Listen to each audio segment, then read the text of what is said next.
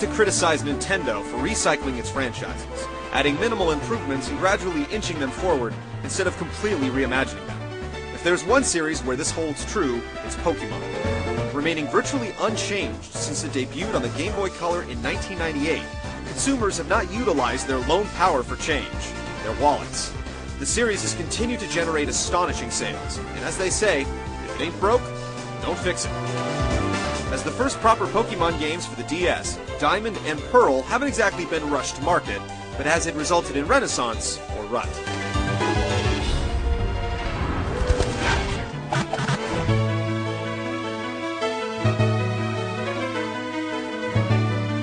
While the people have changed, the story remains the same. If you've played any of the various Pokemon games, then you'll know fully what to expect from Diamond and Pearl. They take place in a brand new location called the Sinnoh region, but you still play as a young kid who leaves home in hopes of making it big in the world of Pokemon training. You can select to play as male or female, and the story is told through the same text bubbles it always has, with rungs and rungs of text to read. This in itself isn't so bad, but it's already been proven that the DS can do FMVs, so why not sprinkle a few inside one of the handheld's biggest games? Even the game's intro is low budget.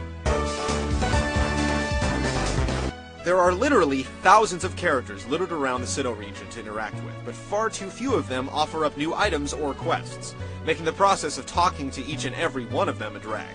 There are a few minor plot twists to contend with, but for an RPG, the storytelling in Diamond and Pearl is decidedly flat.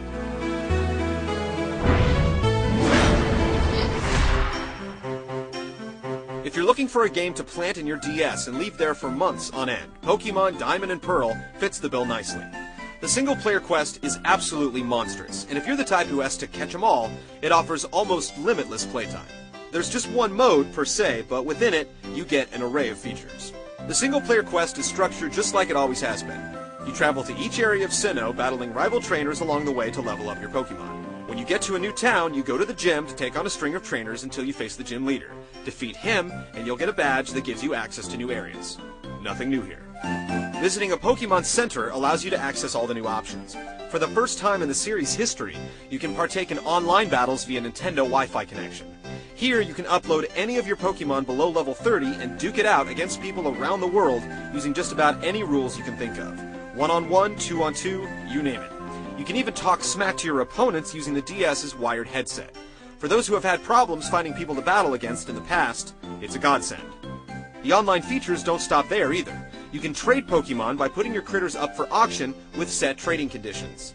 Just keep in mind that the monster you receive in return may not obey if you don't have the proper credentials.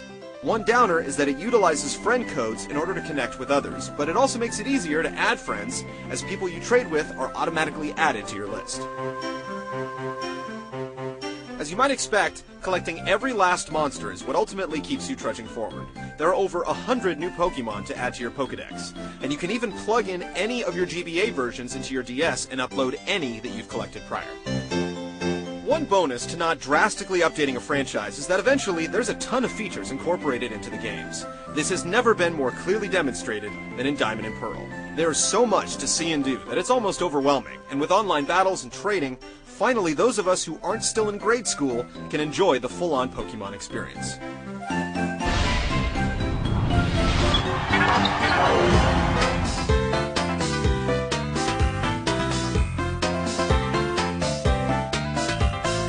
What many people forget is that Pokemon, at its heart, is a turn-based RPG, and nothing has changed here. You can select up to 6 different monsters to carry with you at any time, and each creature can use up to 4 attacks and spells. Just like prior games in the series, your Pokemon eventually gain new moves through items or gaining levels, and deciding which moves to learn and forget can present some difficult decisions. Battles come in 2 forms. You can fight against wild Pokemon in hopes of capturing them by venturing into long grass or caves, or you can take on rival trainers. Snagging new Pokemon can be tricky, because you have to whittle down their health bar until they're near death, and then toss a Pokeball.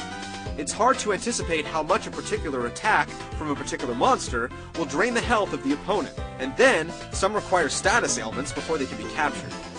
This brings up an issue the series has had for some time. There's just not enough information about the Pokemon inside the game. The effectiveness of each Pokemon type against other types varies greatly. There's no reason why you shouldn't be able to know beforehand exactly how much damage each attack will do against a particular foe. Fanatics will say that this knowledge is what makes a great Pokemon trainer, but the realist will accept that it's a way to sell more strategy guides. Compounding this problem is the fact that each critter reacts to things differently. Some will evolve and become more powerful, while others will be limited after evolution. But there's simply no way to know this unless you buy a strategy guide. As far as touchscreen controls are concerned, they're basically pointless. You can navigate battle screens this way, but for movement and interaction, you always have to use the D-pad and buttons. There aren't any mini-games that utilize the touchscreen either. Despite a couple wrinkles to the formula, Pokemon Diamond and Pearl plays exactly like prior games in the series. Veterans will be able to jump right in and start collecting, and thanks to some serious hand-holding, the learning curve for newcomers is slight. Even so, this is the same game we've been playing for 9 years now. It was hoped that Pokemon Diamond and Pearl would bring the series to the DS with new gameplay features and improved visuals, but that's really not the case. There are a few slight tweaks here and there, and the online functionality is surprisingly robust, but otherwise, this game could have been done on the Game Boy Advance with minimal issues. At the same time, there's more content on this card than 4 typical DS games combined, so you're definitely getting your money's worth in entertainment, provided you haven't already given up on collecting them all.